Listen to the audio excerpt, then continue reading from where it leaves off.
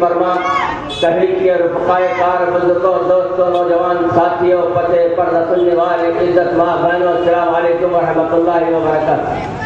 है इनकी बेचैनी को महसूस करते हुए बस मैं आज से 2 लफ्जों में अपनी तकरीर को समेट लूंगा।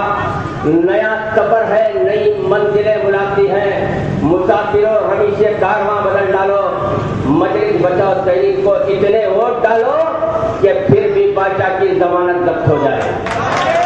याद रखो मुसलमानों, हर जुल्म को जवाल है, हर उरूज को जवाल है। याद रखो ये वक्त आ गया। तुमने क्या कहा था? मक्का मस्जिद की तकरीर को ज़हन में रखो मुसलमानों। तुमने अपने आप को किससे मुशाबियत की, किससे मिलने की बात की? याद रखो ये वो रजत है। अब की बार तुमको उस रजत की बुनियाद पर यहाँ चंद्रायन गुट्टे की उम्माम तुमको धुतकार देगी। ये मेरा ईकान है और जो अल्फाज तुमने किए थे ये उसकी तुम्हें बराबर रजत पड़ेगी। याद रखो मुसलमानों, कैसे कैसे मामले आपके दरमियान में पेश किए गए, बुजुर्गान दीन के नाम लिए गए, सरकार से तो हम कलाम होने की बात की गई। कैसे होता है मुसलमानों? उलमाए मिल्लत इस्लामिया भी रोज़े महशर जवाब होंगे, इसलिए कि इनकी अपनी जिम्मेदारी होती है सही को सही और गलत को गलत बतलाए। लेकिन इन्होंने अपनी जबान को सी लिया है। रोज़े महशर इनके आधा आधा बोलेंगे चिल्लाकर। आपको ये बातें सारी ज़हन में रखनी पड़ेगी। आपके दरमियान में एक पोस्टर का तज़किरा करते हुए तकरीर को खत्म कर दूंगा। सारे शहर के अंदर मजलिस इत्तेहादुल मुस्लिमीन के 2 मिनारन बड़े बड़े कटआउट लगाए गए। Our work is our identity, यानी हमारा काम ही हमारी पहचान है। तो हाँ मुसलमानों, इनके काम की तारीफ करते हुए चुपचाप हो जाऊंगा। सबसे पहले लाल दरवाजे के अंदर एक सत्तैया नामी एसीपी था। यह 1983-84 का वाकया है। वहां पर मुसलमानों पर बंदूकें तान दिया था, मुसलमानों पर फायरिंग की जा रही थी। तो अब्दुल कदीर के जमीर ने उसको झिंझोड़ दिया, उसकी मिली जज्बे ने उसको उजागर कर दिया।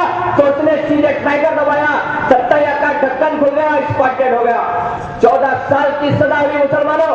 आज 21 साल जेल में गुजार दिया। छोटी सी खता थी जज्बात की बुनियाद पर।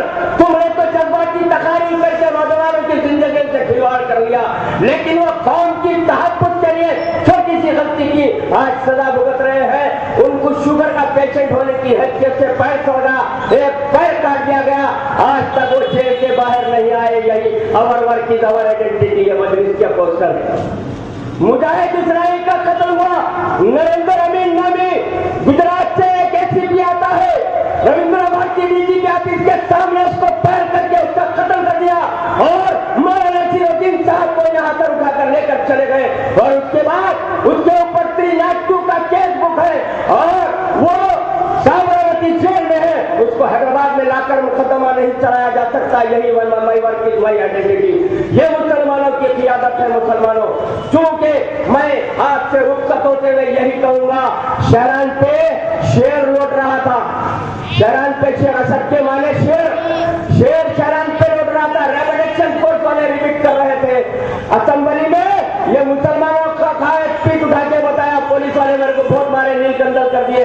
जो खुद अपना तहफ्फुज़ नहीं कर सकता तो वो कौम का क्या तहफ्फुज़ करेगा? शेर का बेटा जिसका नाम गाज़ी मिल्लत, यहाँ से चंद्रायन गुट्टा तक चल नहीं सकते थे, दलदल में जाता। इसको सिर्फ सब वो शादात बचादात बनाया। हय्यालत चला, हय्यालत चला की आवाजें गूंजने लगाई। अपनी जवानी के 22 साल इस हल्के के लिए गाज़ी मिल्लत ने दिया। उसी तरह से यहाँ से गाज़ी मिल्लत का लख्त जिगर आपके दरमियान में है। शेर का बच्चा शेर होगा, अखबार का शेर नहीं है। टीवी के निशान से 13-30 अप्रैल के दिन भारी अक्सरियत से बटन दबाइए, भी पाचा की कच्ची करिए। याद